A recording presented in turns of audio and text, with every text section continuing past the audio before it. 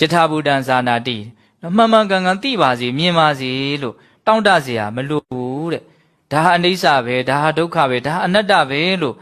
ယထာဘူတံဟုတ်သည့်အတိုင်းမှန်သည့်အတိုင်းသူမြင်ကိုမြင်လိမ့်မယ်သိကိုသိလိမ့်မယ်တဲ့စိတ်တွေတည်ငြိမ်သွားပြီဆိုရင်မှန်မှန်ကန်ကန်မြင်လာတယ်ပေါ့နော်အဲ့လိုမှန်မှန်ကန်ကန်မြင်လာပြီဆိုလို့ရှိရင်နိဗ္ဗိဒာယငါစိတ်ကဒီညီးငွေ့တဲ့ဉာဏ်တွေရပါစီလို့တောင့်တเสียမလိုနော်ဘဝရဲ့ပုံမှာ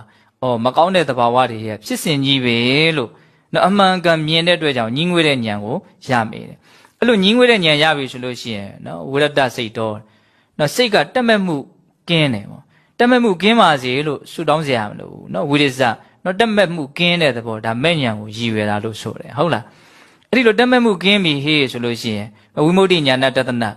နော်လွတ်မြောက်ခြင်းကိုသိတဲ့ဉာဏ်ပေါ့ဟုတ်လားနော်လွတ်မြောက်မှုကိုသိတဲ့ဉာဏ်အဲ့ဒါရပါစေလို့တောင်းတเสียမလို့နောက်ဆုံးလွတ်မြောက်သွားတဲ့အဆင့်နော်ဘုံဉာဏ်ဖြင့်နိဗ္ဗာန်ချမ်းသာကိုမျက်မှောက်ပြုတဲ့အဆင့်ကိုရည်ညွှန်းတာပေါ့ဟုတ်လားအဲ့ဒါသီလကနေဆက်ပြီးတော့